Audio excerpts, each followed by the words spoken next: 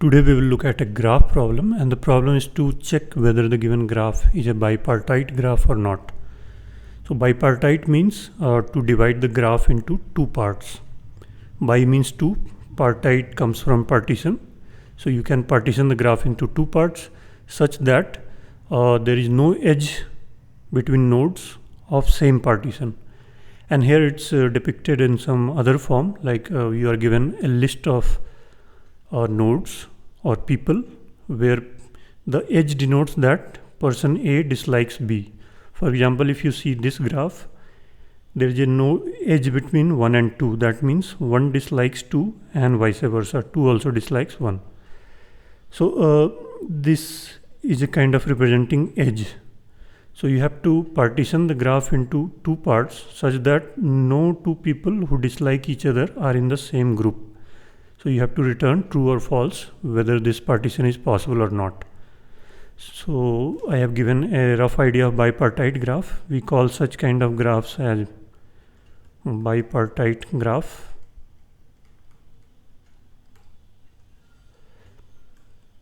So you have a few nodes. So here this is one group and this is second group. So all the edges go across the group and not between that. So this graph is bipartite. All the edges go from group A to group B. But let's say we have an edge like this. Then this will become non-bipartite since there is an edge between this and this. And if you try to move this node to this side, again this will lie here. So you can move it this side and this side, then it will become bipartite. But if there is a node like this, then you cannot make it bipartite. So if we are given some graph, then basically you have to assign two labels to them. So each node will belong to either A or B. So you can start some search from some node. Let's assign it A, and let's see the nodes that are connected to it. So we are not allowed to assign all its neighbor the same value, otherwise it will violate the condition. So we can start from any node and look at its neighbors and make them another label.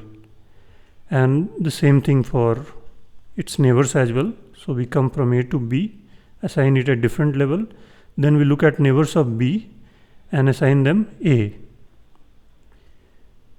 Then again, next neighbor, if it's not connected, it will terminate here. We will come back here, we will look here and assign another value which is assigned to the previous node, and we will continue like that. And at any moment of time, let's say let's look at some examples.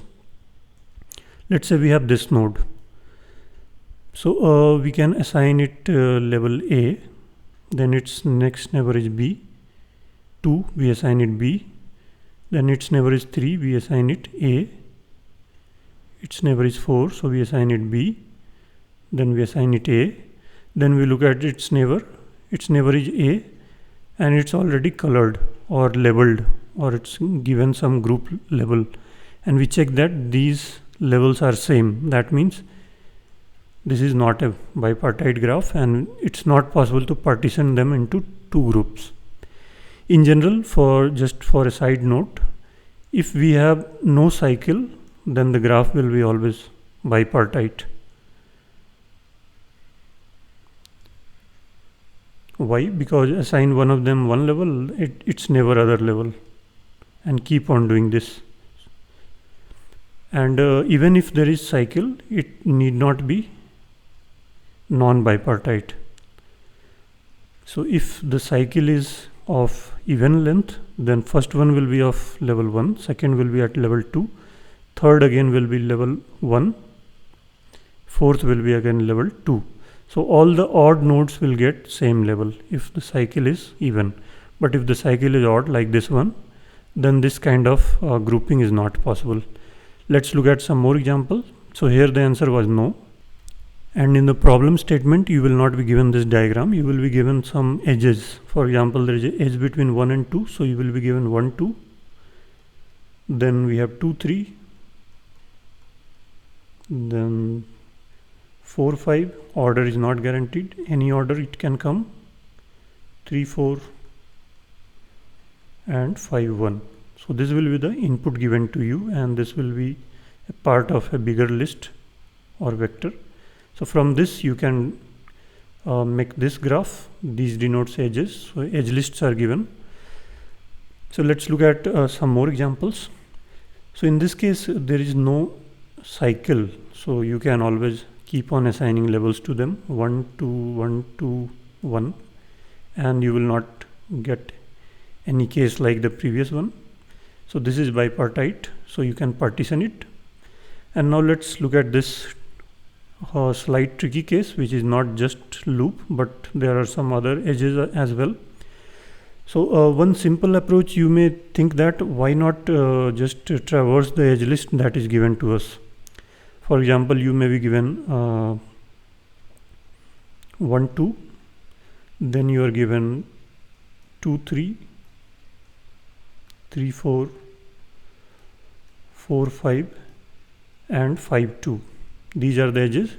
So you will see that I will process the edges one by one. If none of them is colored, we will assign 0 1.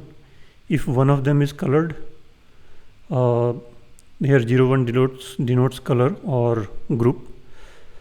So if one of them is colored, I will assign the other color to the pair, other node of the edge. And if both are colored, we will just check if the color is different or not. If the color is same, we return false. So if you follow this example, you will your code will work, but it will not work always. So let's look at this simple approach where we traverse each edge one by one, which is given to us, and just check if none of them are colored, assign colors to both of them. If one of them is colored, assign the opposite color to the other node. If both are colored, we check whether the color is different or not. If they are same, we return false. So here let's run through this example. We will assign 0 here. Since none of them is colored, we will assign 0 and 1 here. Then we look at 2 3. 2 is already colored 1, so we assign 3 opposite color, which is 0. Then we look 3 4. 3 is colored, so we assign 1 to 4. Then we have 4 5. 4 is already colored, so we assign the opposite color, that is 0 to 5. Then comes 5 2, and we check that these are already colored, but they have different colors, so it works. So we did not encounter any conflict, so this is true. But let's say the order is different, 1 2, then we get 4 5, then 2 3, and 5 2, and what is left? 3 4. Let's say this is the order. So here it will work, your code, simple approach. But let's look at here. So 1 2, we assign 0 and 1. Then 4 5. So we see that neither 4 nor 5 is colored. Let's remove these. So we have just labeled 1 and 2. So we have looked at this. Next 4 5 is there. So we see that neither 4 nor 5 is colored. So we assign 4 0 and 5 1. So we are done with this. Next is 2 3. So we see that 2 is 1. So we will assign 0 to 3. That's fine. Then comes 5 2. We see that 5 is colored, 2 is also colored. And we check the color levels and they are same. So we will return that false, that this cannot be grouped into two groups such that all the edges lie across the groups and not within the group. But this is not true. In fact, this graph is bipartite, since we can color it using this 0 1 2, not 2, again 0 1 and 0. So this can be colored with 0 1. Let's partition the edges. 1 3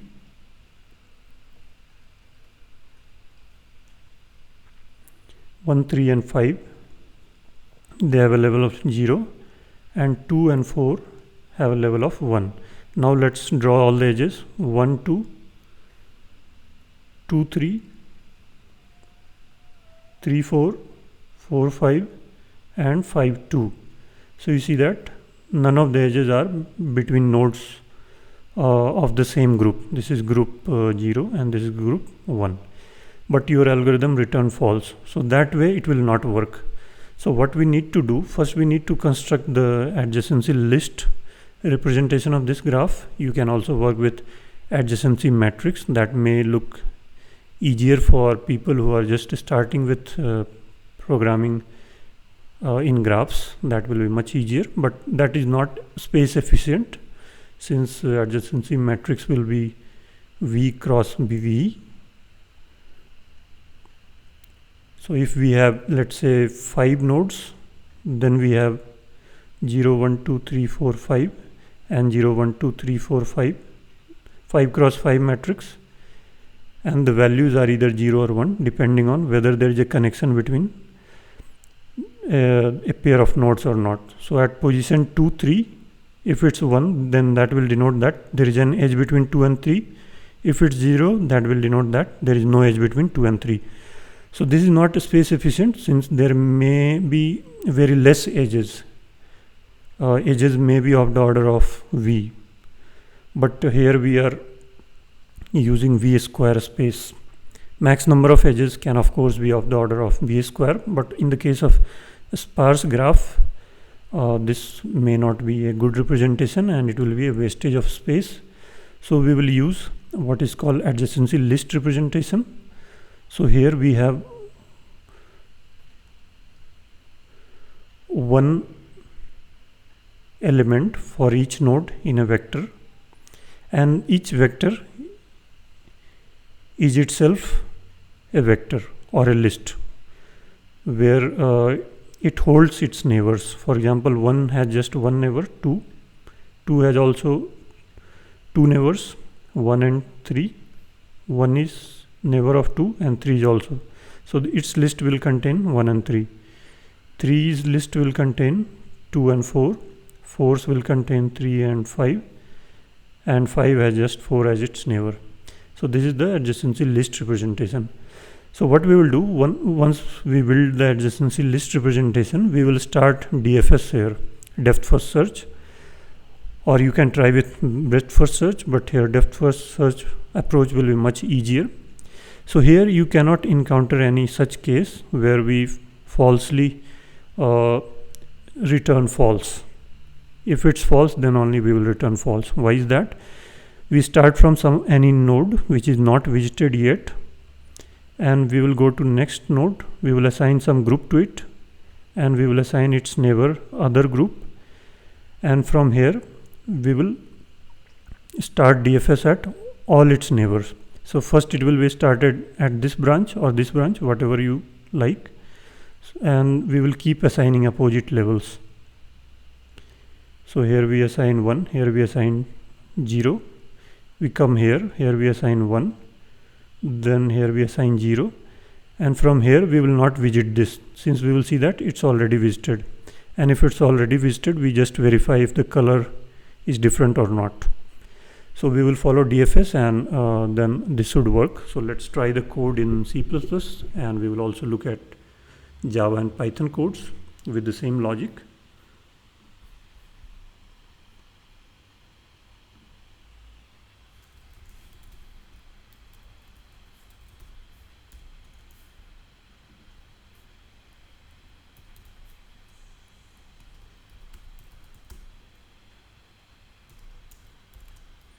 So I have initialized the group number of each of the element with -1, and actually we will assign them either 0 or 1. So this -1 denotes that this node has not been visited, and we will use this check in our code. Then we have vector of vector.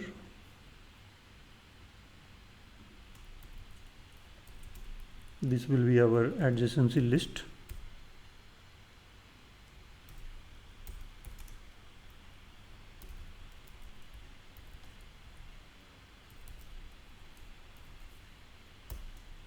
Now we will build our adjacency list. So for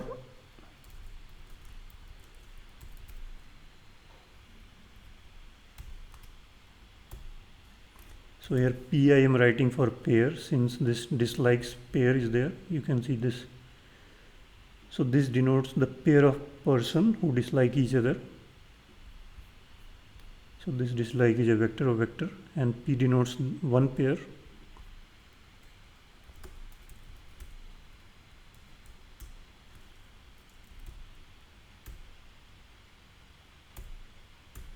So P will have just two elements. So 0 will denote first person, 1 will denote second person, and we need to do -1. Since here numbers start from 1, so there are 4 persons, so their level will start from 1 to 4 and not 0 to 3.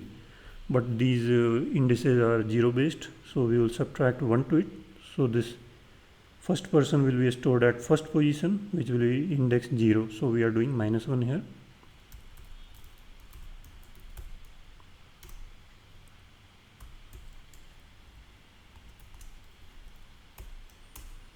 So P0 is neighbor of P1 and P1 is neighbor of P2, or there is an edge between P0 and P1.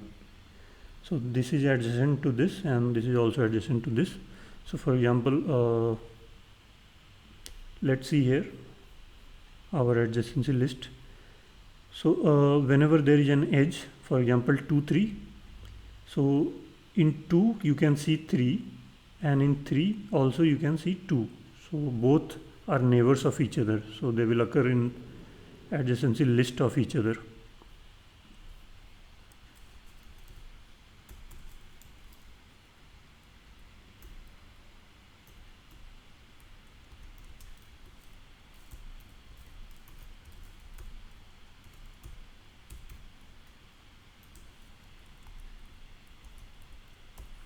Now this adjacency list is built. Now what we will do, we will start DFS on unvisited nodes. So for int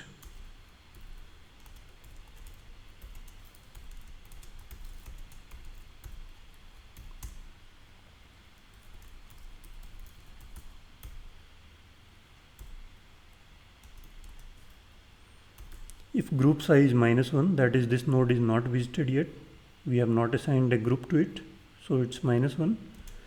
Then we will start a DFS here, and let's define DFS first.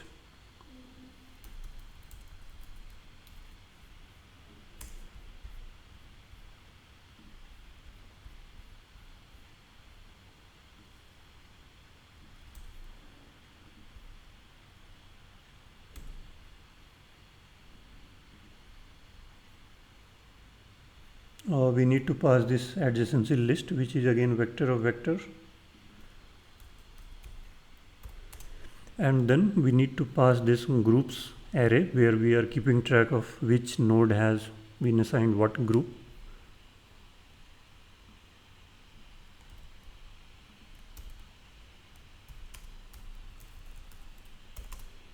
And then index of the vertex, or we can also call it V,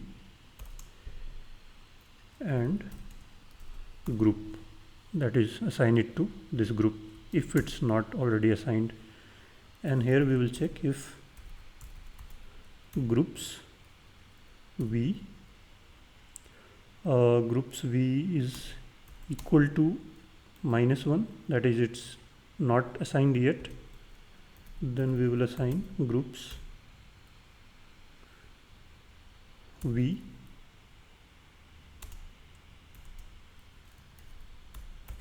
this group number which we have been given. If it's already assigned some group, then we don't need to do DFS from there. For example, let's look at this case. So when we are calling DFS for its neighbors are 4 and 2, but both of them have already been assigned some group. So we will call DFS on 2 and pass a level of opposite to this. So we will pass a level of 1 and we will ask to call DFS on this. Then we will see that it's already visited. That means there is no node to need to do DFS here. So we will just return true or false depending on whether the color level is same or different.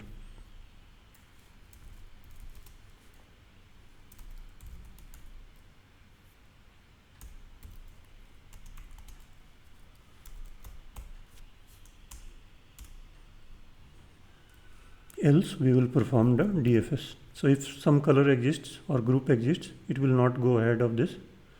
Otherwise this code will continue.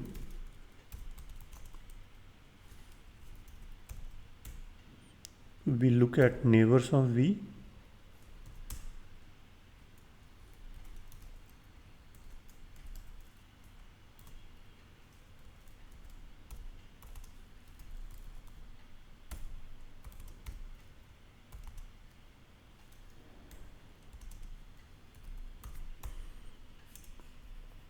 So here this node has some color. It will be either 0 or 1. So this node has some color. If the color is 0 and we do 1 minus, let's say this is group. So group can be either 0 and 1. It's not minus 1 since we have already added the check. So if we do 1 minus group, what will happen? 1 minus 0 will become 1 and 1 minus 1 will become 0. So if we do 1 minus group, these will flip. So that's what we are writing here. 1 minus group. And if DFS for this returns false, then we return false. And if for none of the neighbors the DFS return false, we will finally return true. And the same thing here. If this is the main function, here it can have multiple components, the graph. So what this loop will do, this will look for individual components. So this will not start DFS for all the nodes. It will only start DFS for nodes which are not visited by the DFS. So let's look at one example. So here we have some space. Let's say we have some more nodes like 6, 7 and also 8. So this entire graph has 3 components. First component has 1, 2, 3, 4, 5, second has 6, 7 and third has 8. So we will start DFS from here. So it will visit all these nodes and assign some group to them.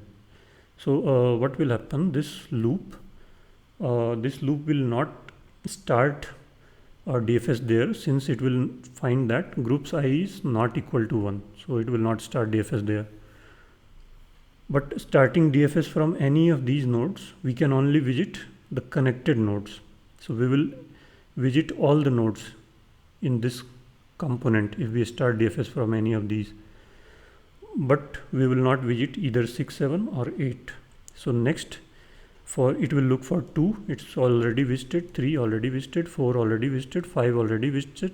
Next it will look 6. 6 is not visited. So it will start again a DFS from 6. And it will assign some color or group to these nodes which are connected to 6. Or let's add more here.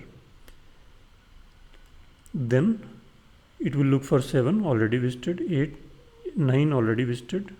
Then 8 it will start again DFS and it will visit other nodes. So that loop is required only for making sure that all the connected components of a disconnected graph are visited. If you know that there is a single graph which is connected, that is all nodes are connected, then you don't even need this loop.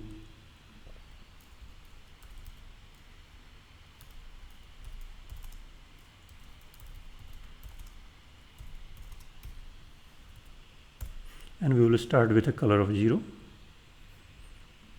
for every connected. So this will do DFS for every connected component. So in our case, it will execute this DFS from this main function 3 times.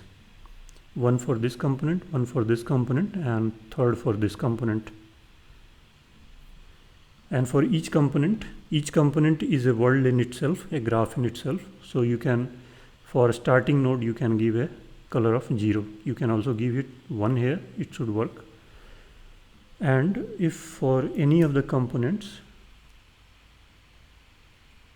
it returns false. We have added not here, then return false, else return true. So let's try.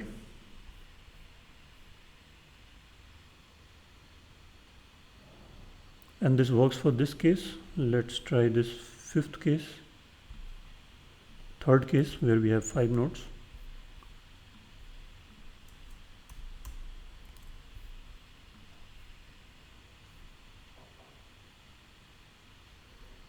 And it works as expected. So let's submit this.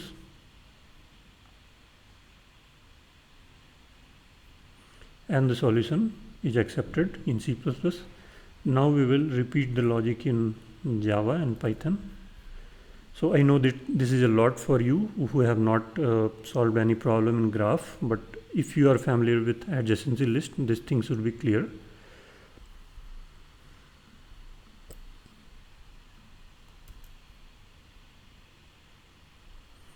So here we will create one array here.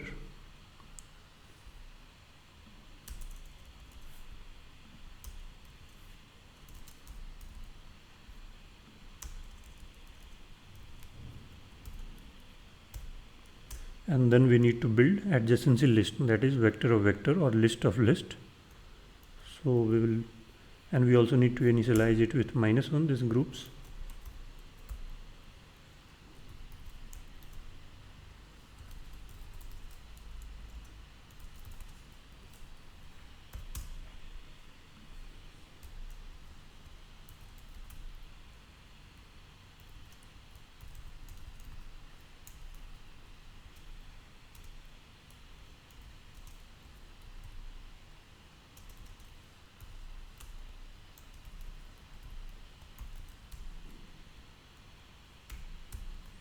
So this array list is of size n, and each of the element of array list is itself an array. So we will create a new array list for each of them.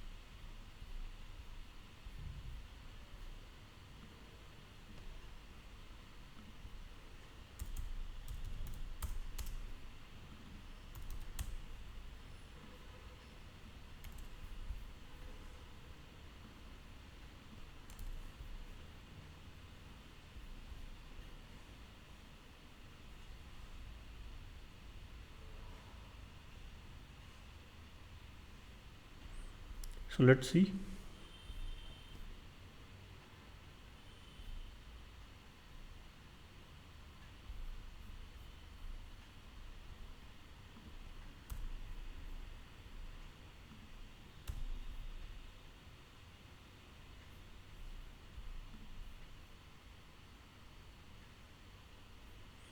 And the solution works. So let's submit.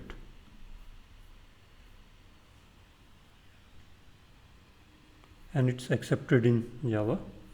So let's go ahead and apply this same logic in Python.